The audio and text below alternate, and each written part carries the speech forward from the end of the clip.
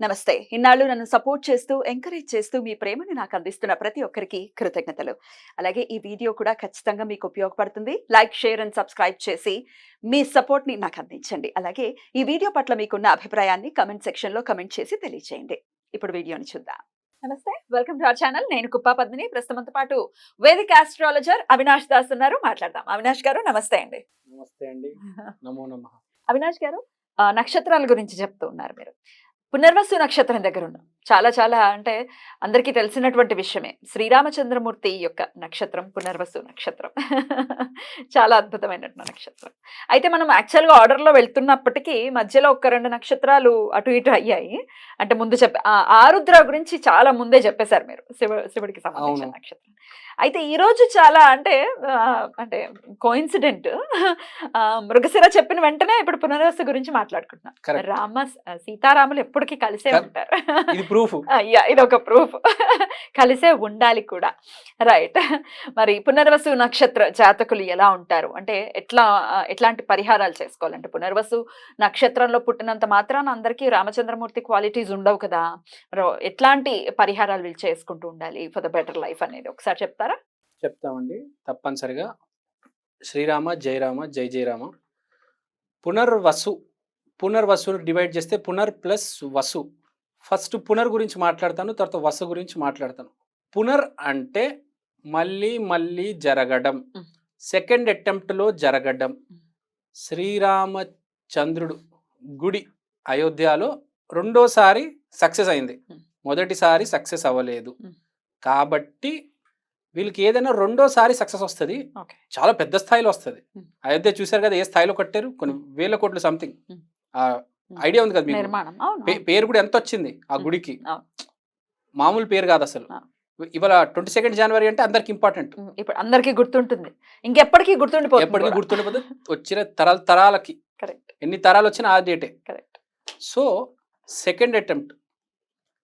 ఇంకోటి ఇప్పుడు second attempt అన్నాము కాబట్టి పునర్వసు నక్షత్రం మనం కర్కాటకలో పడుతుంది కాబట్టి కొంచెం సాఫ్ట్ ఉంటారు. సాఫ్ట్ అంటే ఐ మీన్ ఎమోషనల్. రాముడు కొంచెం ఎమోషనల్ పర్సన్, అందరిలాగా మెటీరియలిస్టిక్ లేకపోతే స్ట్రైట్ ఫార్వర్డ్ కాదు. కొంచెం ఎమోషనల్, కొంచెం సెన్సిటివిటీ ఉంది మనిషికి. అందుకనే చాలా గొప్పవాడు అతను. మనుషుల్లాగా ఏది పడుతుంది మాట్లాడడం, కొంచెం ఆలోచించి మాట్లాడతారు మనిషి. ఏదైనా మాట్లాడితే నమ్మో రాముడు మాట్లాడటం చూడాలి అసలు రామాయణంలో. ఎవరిని హట్ చేయడు. వీళ్ళు అలాగే ఉంటారా? వీళ్ళు అలాగే ఉండాలి, ఉండకపోతే ఉండాలి. అలా ఉంటేనే కలిసి వస్తుంది జీవితంలో. ఉండకపోతే ఒకవేళ హర్టింగ్, మరి రకరకాల చాట్స్, రకరకాల గ్రహస్థితులు మార్పుల వల్ల అందరూ సౌమ్యంగా ఉండరు కదా. పునర్వసులో ఉన్న వాళ్ళు కొంతమంది తెలిసిన వాళ్ళు ఉన్నారు, చాలా రఫ్ అండ్ టఫ్ ఉంటారు. ఒకవేళ అట్లా రఫ్ అండ్ టఫ్ గా మాట్లాడితే గురు డ్యామేజ్ అవుతుంది. గురు నక్షత్రము ప్లస్ గురువే రాముడు కాబట్టి గురు డ్యామేజ్ అయితే మీకు తెలుసు, ఇంకా జీవితమే డ్యామేజ్ అవుతుంది. గురు డ్యామేజ్ అయితే ఇంకా లైఫ్ చాలా కష్టం అండి. చాలా తక్కువ ఆదాయం ఉంటుంది, ఆదాయం పడిపోతుంది, బాగా కష్టాలు అనుభవించాల్సి వస్తుంది. వాడి శని బాగుంటే అది వేరే పరిస్థితి, కానీ గురువే మెయిన్.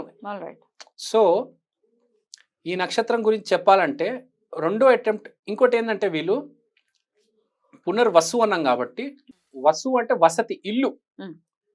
ఇల్లు కూడా చాలా ఇంపార్టెంట్ రోల్ ప్లే చేస్తుంది రాముడి జీవితంలో. అయోధ్యలో ఉండేవారు, అక్కడి నుంచి వనవాసం పెట్టి చిత్రకూటకు వచ్చారు. అక్కడ పర్ణశాలని ఏర్పరచుకున్నారు. అతనికి ఇల్లు అంటే బాగా ఇష్టం, ఎందుకంటే పునర్వసులో వసు ఇల్లు కాబట్టి ఇల్లు అంటే బాగా ఇష్టం. ఇల్లు వదిలేసి బయటికి రావాల్సి వచ్చింది కాబట్టి వీళ్ళకి ఇది ఉంటది, ఇల్లు వదిలేసి కొంచెం దూరం వెళ్ళాల్సి వస్తుంది. అది జాబ్ పర్పస్ అయినా ఏదైనా వీళ్ళు ఇల్లు వదులుతారు, ఇల్లు వదలాల్సి వస్తుంది. సరే, రాములోరు దేవుడు అయోధ్య వదిలి చిత్రకూటకు వచ్చాడు. చిత్రకూట్ మధ్యప్రదేశ్లో ఉంది. మధ్యప్రదేశ్ దగ్గర అతిపెద్ద వాటర్ ఫాల్ ఇండియాలో చిత్రకూట్. చిత్రకూట్ పక్కన చిన్న ఇల్లు కట్టుకొని ఉంటున్నారు. 12 సంవత్సరాలు ఉన్నారు. అతను ఏమనుకున్నారు, 12 సంవత్సరాలు ఉన్నాను, ఇంకో 2 సంవత్సరాలు ఉంటే అయిపోతుంది, తిరిగి అయోధ్య వెళ్ళిపోవచ్చు. మళ్ళీ కొన్ని కారణాల వల్ల పంచవటికి వెళ్ళాల్సి వచ్చింది, ఆ ఇల్లు వదిలేయాల్సి వచ్చింది. మళ్ళీ అతను చిత్రకూట్లో ఉన్నప్పుడు కూడా ఇల్లు కట్టినప్పుడు గాలి వల్ల, వాటర్ వల్ల ఒక 2 సార్లు అతను ఇల్లు పడిపోయింది. మళ్ళీ కట్టుకున్నారు. మీరు చూస్తే లక్ష్మణుడు ఎప్పుడు ఇల్లు కట్టుకుంటూ ఉంటాడు, కడుతూ ఉంటాడు ఇల్లు ఎప్పుడు. సీరియల్ చూస్తే మీరు 2-3 సార్లు ఇల్లు పడిపోతుంది అతనిది. సీతకి ఇంట్యూషన్ పవర్ ఎక్కువ కాబట్టి ముందే పైకి తీసుకెళ్ళిపోయేది వీళ్ళిద్దరిని. ఆమెకు తెలిసిపోయింది నీళ్ళు రాబోతుంది, ఇల్లు పడిపోతుందని. 2 సార్లు ఇల్లు పడిపోయింది రాముల వారికి. పునర్వసు నక్షత్రం ప్రాబ్లం ఇది. ఇల్లు కొనలేకపోవడం, ఇల్లు కొనాలంటే అది మెటీరియలైజ్ అవ్వకపోవడం, ఇంట్లో చాలా ప్రాబ్లమ్స్ రావడం, అంటే ఇంటికి సంబంధించినవి. ఆ వైరింగ్ పాడైపోవడం, లేకపోతే ఏదో ప్రాబ్లం వస్తుంది ఇంటికి. ఎప్పుడు చూసినా ఏదో ప్రాబ్లం వస్తుంది. మెయిన్గా ఏంటంటే ఇల్లు కొనలేరు, కొన్న ఇల్లు మారాల్సి వస్తుంది. ఇది అమ్మేసి మళ్ళీ ఇంకో ఇల్లు, 2వ ఇల్లు అమ్మేసి మళ్ళీ 3వ ఇల్లు. పునర్వసు నక్షత్రానికి బాగా కలిసి వచ్చే రంగం రియల్ ఎస్టేట్. ఎక్కడ పోగొట్టుకున్నామో అక్కడే. ఇప్పుడు పెళ్లి కాకపోతే ఆంజనేయ స్వామి చుట్టూ ప్రదక్షిణాలు ఏమంటారు, ఎలాగో వీళ్ళకి సేమ్ రియల్ ఎస్టేట్ బాగా కలిసి వస్తుంది. పునర్వసు నక్షత్ర one of the symbols is ఇల్లు. సింబలే ఇల్లు కాబట్టి ఇల్లు అనేది చాలా ఇంపార్టెంట్. ఇంకోటి వీళ్ళకి ఇల్లు ఎంత ఇంపార్టెంట్ అంటే వర్క్ ఫ్రమ్ హోమ్ అంటే చాలా ఇంపార్టెంట్. ఇష్టం. నేను ఆఫీస్ పోను, నేను ఇంట్లోనే ఉంటా, నేను వర్క్ ఫ్రమ్ హోమే చేస్తా. నాకు ఇంకో కంపెనీకి వెళ్తే ఒక 5 లక్షలు ఎక్కువ వస్తాయి, నాకు వద్దు, నేను ఇదే కంపెనీలో ఉంటా, నాకు అలవాటు అయిపోయింది, ఇది ఇల్లులాగా అయిపోయింది, ఈ కంపెనీలోనే ఉంటా, వర్క్ ఫ్రమ్ హోమ్ చేస్తా, కంపెనీ మారనబ్బా నేను. మీరు చూడండి, ఒకటే కంపెనీలో పని చేస్తుంటారు 5 సంవత్సరాలు 10 సంవత్సరాలు, కంపెనీ మారని అంటారు. నాకు ఇల్లులాగా తయారైపోయింది, అందరు నా ఫ్రెండ్స్ అయిపోయారు, మళ్ళీ కొత్త ప్లేస్కి వెళ్ళాలి, వాళ్ళందరూ నాకు ఫిక్స్ అవుతారో లేదో తెలీదు. ఇట్లాంటి థాట్ ప్రాసెస్ ఉంటుంది. ఇలాంటి థాట్ ప్రాసెస్ ఉంటుంది. ఎయిర్పోర్ట్కి వెళ్ళి నా పిల్లో పట్టుకొని వెళ్తారు, ఇల్లు పిల్లో ఆ బట్టలు కూడా నైట్ బట్టలు వేసుకొని తీసుకెళ్తారు. అంటే ఇంట్లో ఉన్నట్టు కొందరు చూడండి ఎయిర్పోర్ట్ లో కూడా నైట్ డ్రెస్ వేసుకొని వచ్చేస్తారు.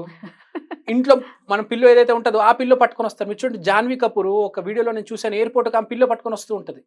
ఆమెకు కంపల్సరీ పునర్వసు నక్షత్రం లింక్ ఉంది. ఆ పిల్లో అలవాటు అయిపోద్ది, ఆ పిల్లో లేకపోతే నిద్ర రాదు.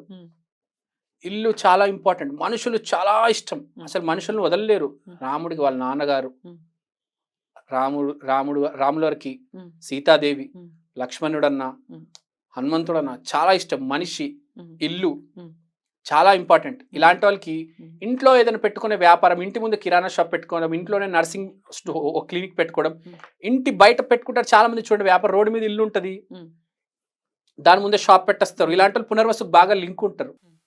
సో వీళ్ళు రామ భక్తులు కూడా అయి ఉంటారు. రాముడు అంటే పునర్వసు, పునర్వసు అంటే రాముడు. అయితే ఇప్పుడు మీరు రియల్ ఎస్టేట్ అలాగే ఇంటికి సంబంధించి ఏదైతే ఉందో ఇంట్లోనే చేసుకోవటం లాంటివి అయితే పనికొస్తాయి అని అంటున్నారు. అదర్ దాన్ దట్ ఎట్లాంటి ఫీల్డ్స్ వీళ్ళకి కలిసి వస్తాయండి? వీళ్ళకి నేను చెప్పినట్టు ఆ ఇంటికి వాడే ఫీల్డ్స్, ఇంటికి మనం సిమెంట్, ఒక కాంక్రీట్, ఒక వైర్, ఎవరైనా ఇల్లుని డెవలప్మెంట్ చేస్తారు చూడండి, ల్యాండ్ ఉంటుంది, వీడు వెళ్ళి డెవలప్మెంట్ చేసి నీకు సగం నాకు సగం అనుకొని రాసుకుంటారు.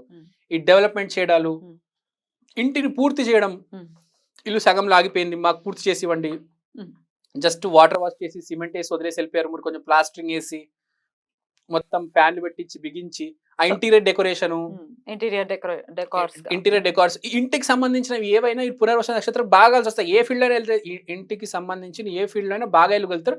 మెయిన్ గా స్ట్రక్చర్ ఏదైతే ఉంటుందో దానికి వీళ్ళు బాగా కాంట్రాక్టర్లు ఇలాంటి వాళ్ళు పునర్వసు నక్షత్రం వాళ్ళే ఉంటారు, వాళ్ళే చేస్తారు కూడా. వీళ్ళు అసలు చేయకూడని పనులు ఏంటండి?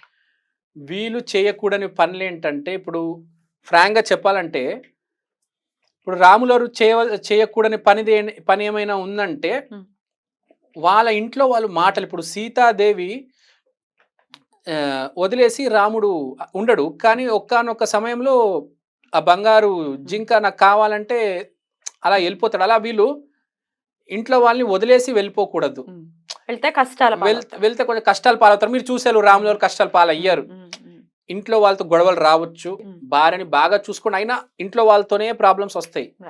పునర్వసు నక్షత్రానికి బయట వాళ్ళతో ఎప్పుడు ప్రాబ్లమ్స్ రావు, ఇంట్లో వాళ్ళతోనే ప్రాబ్లమ్స్ వస్తాయి. మరి వీటి నుంచి బయటపడాలంటే ఏ ఆరాధన చేసుకోవాలండి? రాముల వారి ఆరాధన, దాని మించింది భూమి మీద ఏది లేదు, అది చేసుకోవడం మంచిది. ఇంకోటి వీళ్ళు ఏం చేస్తారంటే, పునర్వసు నక్షత్రం వాళ్ళు వాళ్ళ ఇంట్లో రాముడు, రాములవారు, హనుమంతుడు, సీత, లక్ష్మణుడు, అది ఒక పెద్ద పరివార్ ఒక అది ఫోటో కాకుండా అది స్టాచ్యూ కూడా వస్తుంది. ఇప్పుడు నేను మొన్న యూట్యూబ్ లో చూసాను, మీరు వ్రతం చేసుకున్నారు, మీ ఇంట్లో ఉంది చూడండి, అలా పెద్ద అది దాన్ని పెట్టుకోవాలి. అది పెట్టుకుంటే చాలా మంచిది. పునర్వసు నక్షత్రం వాళ్ళకి బాగా కలిసి వస్తుంది. సూపర్ జీవితం చాలా బాగా నక్షత్రం వాళ్ళు తప్పనిసరిగా అది చేసుకోవాలి. ఇంట్లో పూజ గదిలో రాముడు వాళ్ళతో ఫ్యామిలీ ఉండాలి. ఎవ్వరికి ఉన్నా లేకపోయినా పునర్వసు మృగశిర కంపల్సరీ. బ్యూటిఫుల్ అండి, చాలా చక్కగా చెప్పారు. పునర్వసు నక్షత్రం గురించి మాట్లాడుకుంటున్నాం కాబట్టి రాముల వారి గురించి పదే పదే వినటం అనేది చాలా ఆనందాన్ని ఇచ్చింది. సో డెఫినెట్ గా పునర్వసు నక్షత్ర జాతకులు మీరు చెప్పినటువంటి రామచంద్రమూర్తిని ఆరాధన అనేది విశేషంగా చేసుకుంటూ రామకృప చేత వాళ్ళ జీవితాలు సుఖవంతంగా వెళ్ళాలని మనస్ఫూర్తిగా కోరుకుంటూ thank you so very much అండి. నమస్తే.